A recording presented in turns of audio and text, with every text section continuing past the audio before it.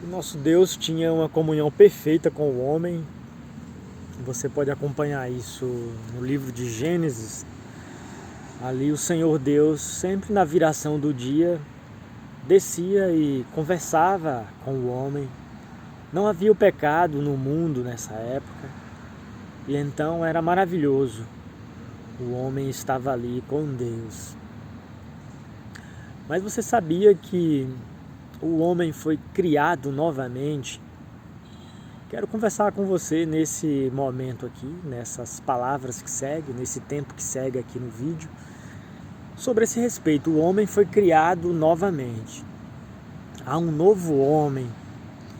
A diferença maior é que no Gênesis, quando o homem foi criado, ele foi criado com a possibilidade de pecar. E sabemos que isso aconteceu. O homem pecou e através do pecado vem a morte.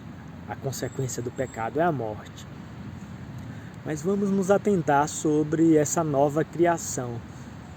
Quando que o homem foi criado novamente?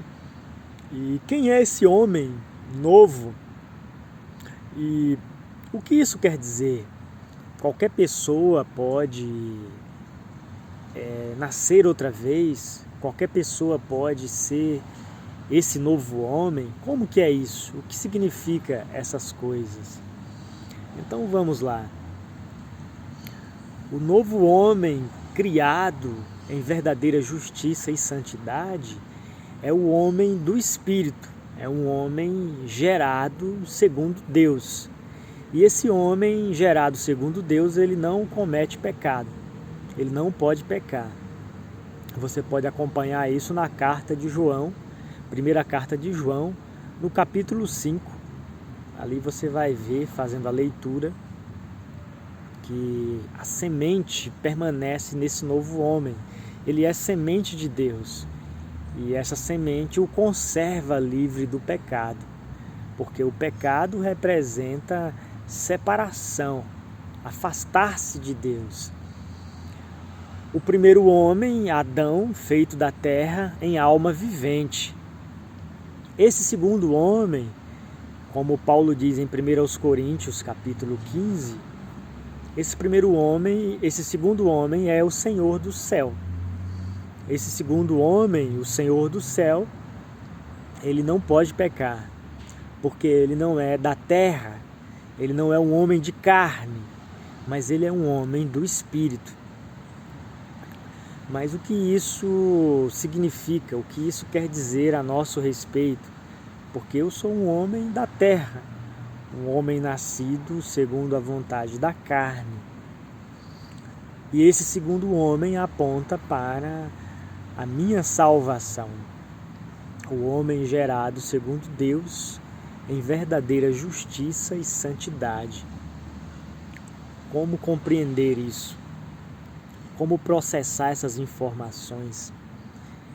Então vamos lá. Quando o Evangelho é apresentado a você, quando a palavra da vida é apresentada a você, você então é gerado dessa palavra. O novo homem gerado pela palavra. E esse novo homem gerado pela palavra, ele vai colidir, ele vai enfrentar, ele vai ser o adversário. Então vai haver um choque. A primeira coisa que o Evangelho faz é uma guerra declarada. Gálatas capítulo 5. A carne se opõe ao Espírito e o Espírito está oposto à carne. E então essa é a grande batalha, individualmente falando, que acontece com todos aqueles que ouvem a voz do Espírito. E essa batalha ela se instaura exatamente porque temos a natureza adâmica. O pecado domina sobre os nossos corpos mortais. Então você verá um capítulo inteiro falando disso, que é o capítulo 7 de Romanos. O apóstolo Paulo ali vai declarar sobre esse homem miserável que sou. E por que ali ele diz que com o entendimento eu sirvo a Deus? Exatamente porque está havendo esse primeiro processo. A palavra veio, germinou, a luz acendeu. Só que a palavra ter vindo, você ter professado a fé, você ter recebido o conhecimento de Deus, isso não é o fim, mas é apenas o começo. Por isso que Romanos 7 apresenta-se como o começo da gestação.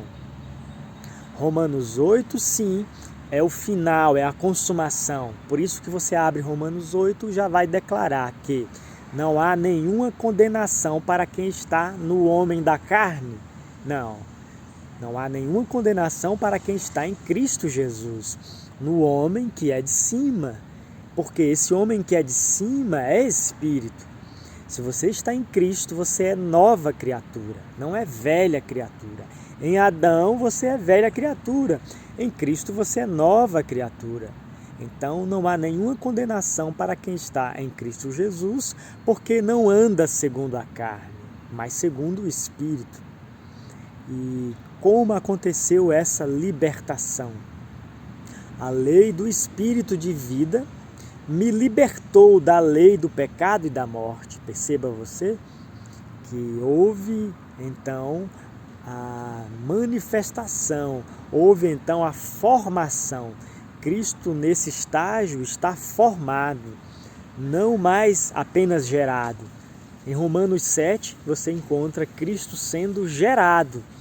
Cristo então trazendo uma guerra contra a carne, uma grande batalha.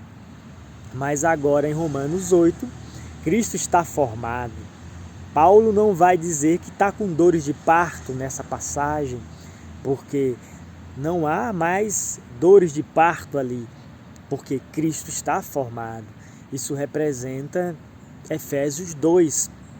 Efésios capítulo 2. Estamos assentados em lugares celestiais em Cristo, não mais obedecendo à nossa mentalidade carnal e os apetites do velho homem, mas agora nós estamos nesse novo reino. Nós agora fomos arrebatados para esse reino do Espírito. Paulo vai dizer também, em outras palavras, ele vai dizer que nós fomos transportados para o reino do Filho do seu amor, que é a mesma coisa. Se trata de regiões celestiais, se trata de Cristo Jesus, aonde esse novo ser é governado pelo Espírito. Esse novo ser, ele é em Cristo. E como assimilar essas duas coisas ao mesmo tempo? Estamos como, segundo aos Coríntios 5, aguardando deixar esse tabernáculo para poder então termos a plenitude disso manifestada. Enquanto estivermos no corpo, nós não temos essa obra plena. Isso não significa que ela não esteja feita.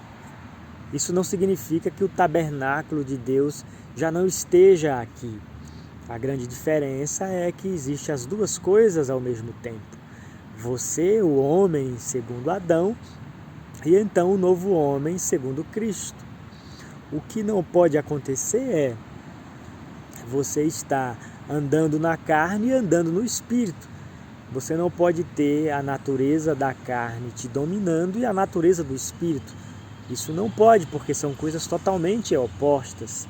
E também, mesmo você tendo o novo homem, mesmo você já estando assentado em lugares celestiais, mesmo tudo já estando pronto, você está em carne, então você está passível de falhar. Não significa que você não vá mais falhar. Só que as falhas serão acidentes e não a regra de vida. Se Cristo vive em mim, não vivo mais eu. Cristo vive em mim.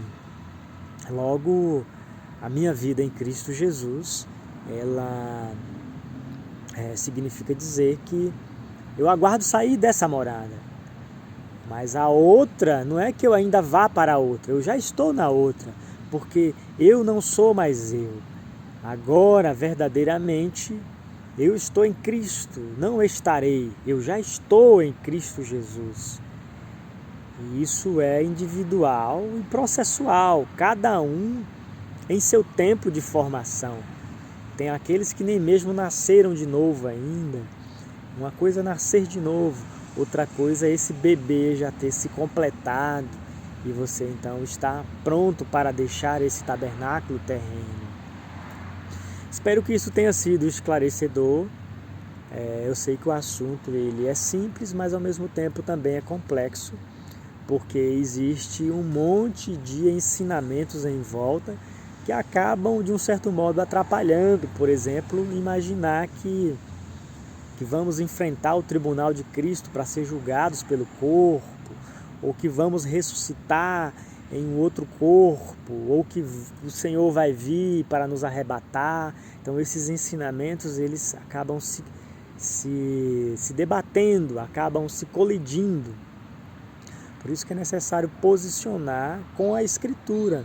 A Bíblia deve ser esclarecida pela própria Bíblia.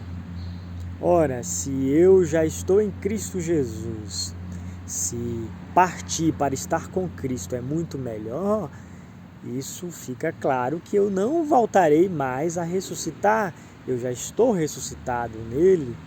Da mesma forma, também significa dizer que eu não aguardo mais ele vir, porque ele já veio fazer essa morada em mim. Agora, ele que me aguarda eu ir, isto é, eu deixar meu tabernáculo terreno, e assim estaremos para sempre com o Senhor. Deus te abençoe nesta hora e dentro do tempo que o Senhor nos conceder, continuemos a falar desses assuntos maravilhosos da palavra de Deus. Que Deus te abençoe no nome de Jesus. Amém.